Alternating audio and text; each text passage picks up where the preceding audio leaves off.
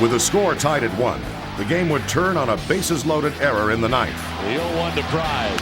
He'll ground it to second base. Walker bobbles in for the plate. Not in time. Game over.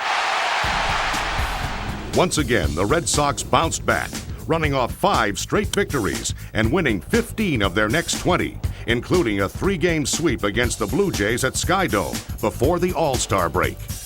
A midseason classic that would find Manny Ramirez, Nomar Garciaparra, and Jason Varitek selected to represent the Sox on the American League roster. The Sox started off the second half of the season with a 5-3 record. And as July came to a close, Red Sox Nation was looking ahead to the Big Fenway Weekend Series with the Yankees, a series in which every game would be decided on the final pitch. Friday night featured a 10-strikeout performance from Martinez through 6, but he left the mound still trailing 3-2. Varitek tied it up in the 8th with a 2-out RBI single, hanging a blown save on Mariano Rivera, only to have Derek Jeter settle things in the 9th. Saturday, the Sox turned the tables on Mike Mussina and the Bombers by jumping out to a 3-run lead in the first.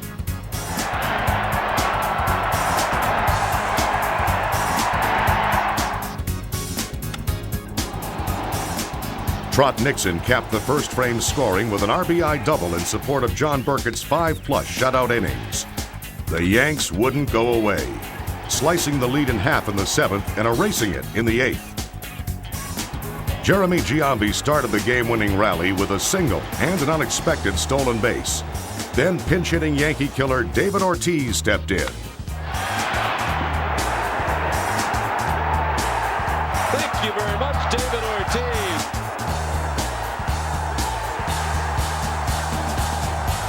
In Sunday's Game 3, the Sox found themselves in a 3-0 hole through 6 until Jason Varitek strode to the plate with 2 men on, looking for 3 of his 20 RBIs on the month. Johnny Damon followed that shot with one of his own and claimed the lead for the hometown team.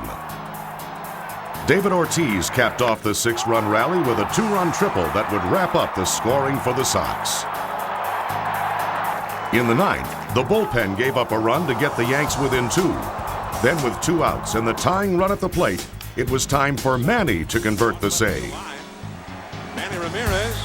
He's got it! Can he hold it? He holds it! And the ball game is over. The team ended the month with a trip to Texas and Major League Baseball's most stunning individual performance of the year. That ball is up and it is gone. Quiet Bill was just getting started, now trailing Texas 4-2 in the 7th with the bases loaded. 2-2 is hit high and deep to left field. Bill Miller has just hit a grand slam. Miller entered the record books in the 8th when he became the first player in history to hit a grand slam from each side of the plate in a single game. High and deep to right field. The trifecta for Bill Miller, his 3rd home run of the night.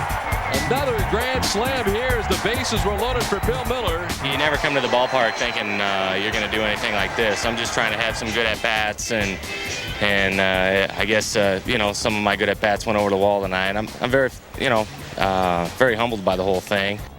It was an amazing way to wrap up the month, as record-breaking team performances contributed to a 16-11 record. Before the trading deadline, the Red Sox owners stepped up and the front office produced, acquiring flamethrower Scott Williamson from the Reds and Jeff Suppan and Scott Sauerbeck from the Pirates, moves that may have outmaneuvered the Yankees and positioned the pitching staff for August and beyond. I mean, I think the additions that they made at the All-Star break were very important with Jun-Young Kim and Scotty Williamson and Scott Sauerbeck, just to add depth to our bullpen. Obviously, it showed later on in the year. The Red Sox were jockeying for position in the American League East, but as the Yankees pulled away, pivotal matchups with Oakland and Seattle set the team on a new course. Wild Card West. August proved to be an erratic month, beating good teams and losing to bad, starting with the Orioles, who grabbed 2 from the Sox right off the top. Predictably, the team rebounded with style as Tim Wakefield won his 100th game for the Sox. once the game was over with and we finally won and I got my 100th win, it really meant a lot. And a lot of the guys in the clubhouse recognized that it was my 100th win. And just to be able to share that with my teammates really meant a lot to me. And although the Sox didn't display their usual thunderous offense, the sky over Baltimore supplied a little of its own. 3 games and only 1 win into August, the Angels came to Fenway and got the broom in 3 straight, courtesy of some timely Sox hitting. When it comes down, the Red Sox will lead at 3-0. Stellar defense. This will send Damon back to the track at the wall. He jumps and he makes the catch! And pure Pedro pitching. Strike 3 to 7 down the game. Being in the league for 9 years now, I've put together some decent catches, but that one, I mean, I showed my ups a little bit. Didn't even think I could get up that high. After sweeping the world champs, the Sox stumbled again against the Orioles, losing 3 of 4 at Fenway. But even in a slump, Fenway can be a magical place, as the Red Sox players and their families took to the field on a sunny Saturday. That day was capped by a single special win. 1-2, high and deep to left. See you later. A 2-run home run for Kevin Millar. Red Sox lead it 6-3. That is the 10,000th home run here at Fenway Park. The Sox now faced a West Coast trip, the beginning of 14 critical home and away games against Oakland and Seattle that would tame the wild card race and preview the ALDS. The A's starting pitchers dominated in the first 2 games. In what many felt was a wild card must-win, the Sox bats caught up to West Coast time and Oakland's pitching. It'll rank up there as one of our bigger wins this season. It was big for us to come out of here with a win tonight after the first 2 games, and doing it against a pitcher of the quality of Mulder is saying a lot. Getaway Game 4 was a tight one all the way. It strikes out Nixon and the Red Sox strand 2. Until Manny led off in the top of the 9th. Ramirez hits it high in the air to left field. Terrence Long is looking up. That ball is gone.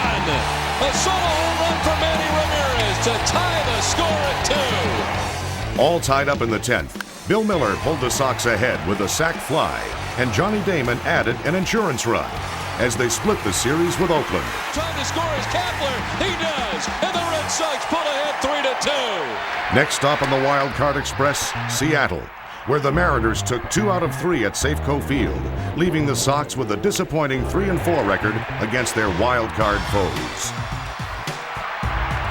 It was deja vu all over again, as the Sox returned home to again face the A's and Mariners. Mark Mulder squared off with Derek Lowe in the opener, and both would be forced from the game due to injury. It was Derek who dominated through 6 until a finger blister forced him from the game. With a 2-0 lead, Scott Sauerbeck promptly walked in 2 A's before Scott Williamson took over. High and deep to left field off the bat of Hernandez, and Oakland. But just as the A's gained ground, they lost Mulder, who was diagnosed with a hip injury that would end his season, removing an ace from their wild card deck. With 2 straight home losses to the A's, the nation grew restless. Oakland now held sole possession of the wild card. The Yankees continued to pull away in the East. Pedro missed a start due to illness. And conquering the West seemed to be the Red Sox' only hope. Back at the track, front of the bullpen, it is gone. Down 2 in a 3-game Oakland series, the Sox needed a lift and got one from Casey Fossum, who filled in for the ailing Martinez and threw 5 strong innings.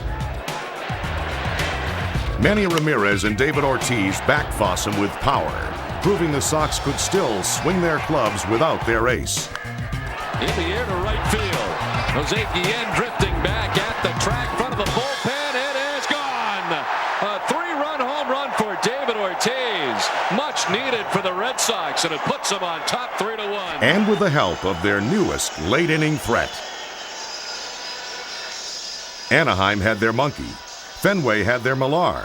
the team's loosey-goosey leader who's always in on the joke and in on the action.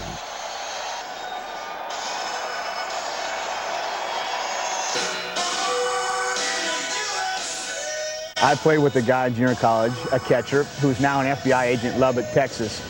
And they played a prank on me when we played the Rangers. Well, they called Gray Little. I didn't know this.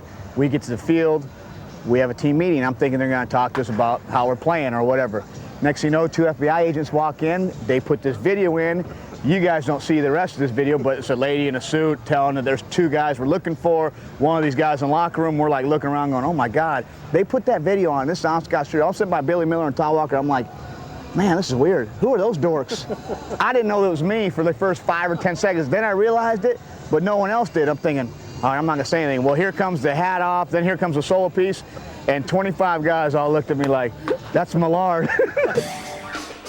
The Mariners were in town for a 4-game series. And it was time for another patented Red Sox win streak.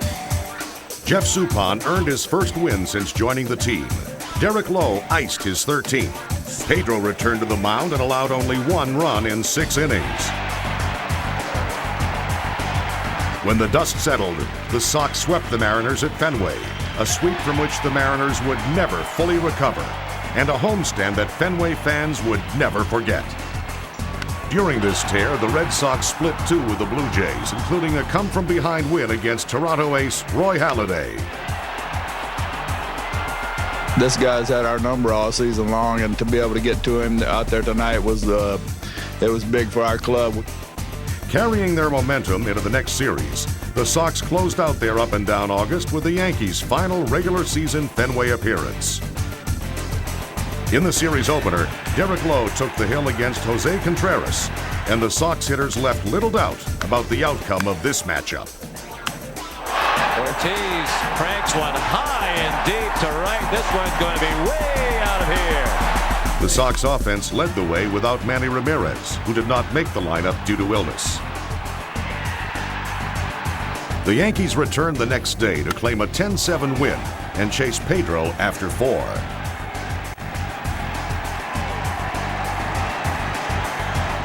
In the rubber game, the Yankees clinched the series with an 8-4 win. Despite the loss, the Fenway faithful honored the winning pitcher in style, saluting Roger Clemens on his last regular season appearance in Boston.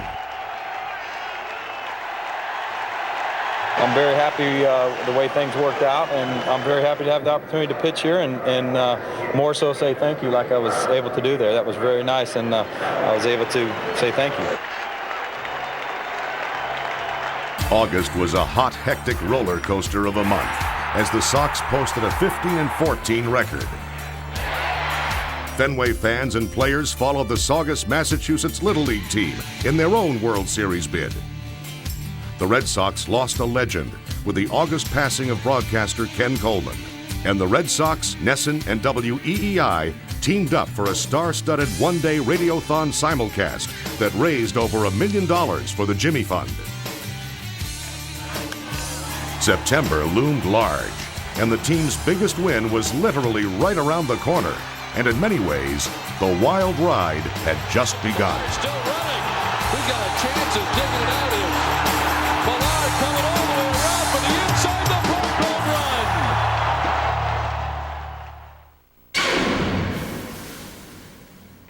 run. Cowboy Up, a phrase rarely used east of Route 128. In any other season, this rodeo rhetoric would have received the cold New England shoulder. But after a frustrating September loss, Millar, Timlin, and Nixon challenged teammates and fans alike to Cowboy Up, and Red Sox Nation did just that. I wanted everybody to Cowboy Up. Well, then all of a sudden, what does Cowboy Up mean? And the Cowboy Up thing, I said, listen, Cowboy Up is about a cowboy that falls off his horse and is hurt, and he gets back on that horse and falls off again, he gets back on. And I think this team is a bunch of cowboys. I think this team and this city are awesome. It all started with a win on the month's very first day, a win that would become a defining moment for the team and its postseason dreams. The Labor Day makeup game in Philly was scheduled for September 1st, and with Manny still out of the lineup, the team came together. The Sox soon found themselves trailing 4-0, but they battled back with a 4-run outburst in the third. In the fourth, the Sox took the lead on Trot.